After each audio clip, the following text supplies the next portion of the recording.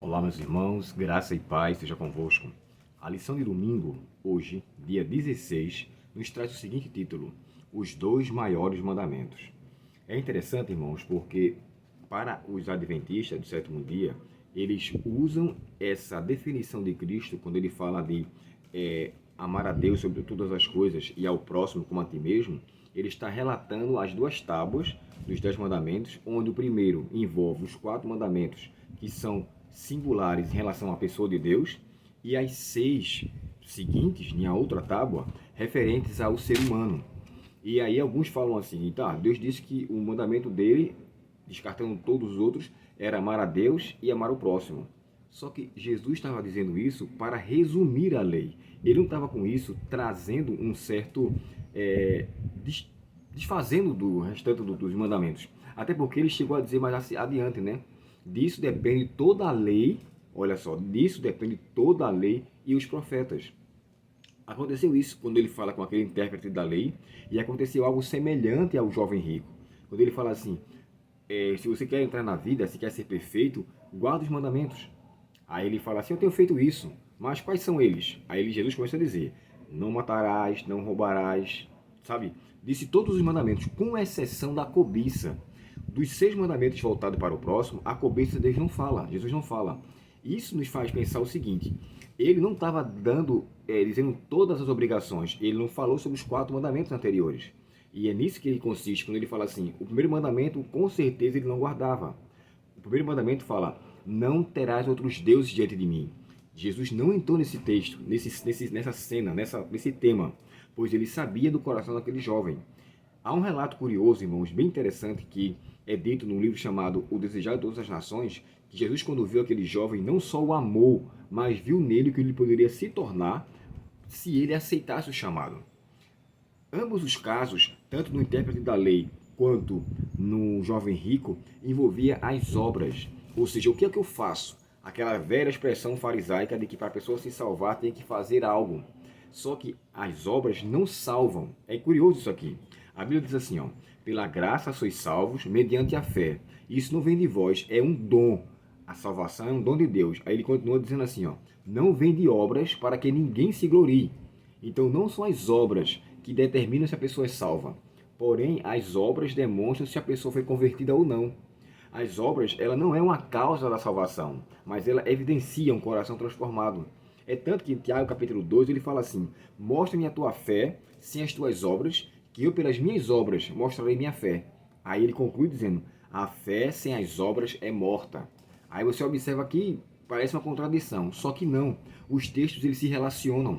É necessário, irmãos, que eu demonstre boas ações por um coração convertido, evidenciando que, embora o mundo tenha o amor se esfriando, para os verdadeiros servos de Deus, o amor não vai se esfriar.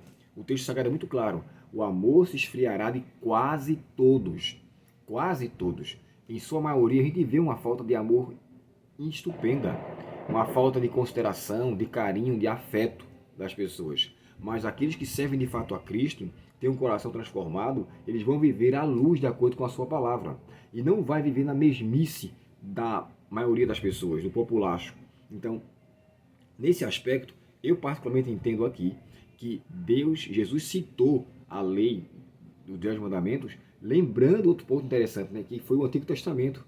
Para que aqueles que dizem que o Antigo Testamento deve ser abolido, Jesus citou o Antigo Testamento. Ele simplesmente evidenciou a veracidade da importância dos mandamentos anteriores. Quando Jesus chegou a descrever no João 5,39, examinai as Escrituras, porque vós cuidais ter nela a vida eterna. Então, quais eram as Escrituras que Jesus estava mencionando aqui? O Antigo Testamento. O próprio texto de Paulo, no capítulo 3,16 da sua carta a Timóteo, diz assim, toda a Escritura é divinamente inspirada por Deus. Toda a Escritura. E que Escritura era essa? O Antigo Testamento. O que me chama aqui a atenção, irmãos, os 2 maiores mandamentos envolvem amar a Deus, os 4 primeiros mandamentos da lei de Deus, e amar ao próximo, os 6 posteriores.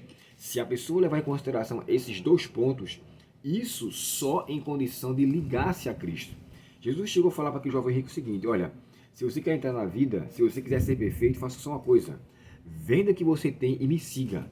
Ah, irmão, seguir a Cristo tem um custo. Nem todos querem seguir a Cristo. As pessoas estão dispostas a viver uma vida como quer viver. Mas seguir a Cristo envolve renúncia. Seguir a Cristo envolve abster-se de si próprio. O próprio Jesus chegou a descrever, né? Aquele que não renegar a si mesmo não poderá ser o meu discípulo. Então, seguir a Cristo envolve: vou me desfazer de tudo que esse mundo oferece. Vou, de fato, buscar uma ligação com Cristo. Ele lhe habilitará a vencer nas dificuldades. É por isso que ele disse: siga-me. Cristo não estava aqui agora, irmãos, sancionando uma lei que todas as pessoas ricas devem desfazer dos seus bens. Não. Ali foi um caso específico. Assim como existem muitos ricos que são arrogantes, existem muitos pobres mesquinhos também. E muitos que são apegados a coisas materiais muito maior do que os próprios ricos. É lamentável que isso aconteça dentro do povo de Deus, mas é necessário que haja uma busca incessante de uma transformação de um coração, uma busca de uma pessoa transformada. Para ver os dois maiores mandamentos, é necessário ter ao Senhor como nosso Deus. Ele chega a dizer isso, né? O primeiro mandamento é este: ouve, ó Israel, o Senhor vosso Deus é o único Senhor. Quem assim o faz, tendo Deus como único, com certeza as demais coisas serão acrescentadas. Então, os dois maiores mandamentos envolvem em uma conversão genuína, uma abstinência para com os prazeres deste mundo e a obediência à sua palavra. Mas antes tem que vir a conversão. Ninguém obedece para se salvar.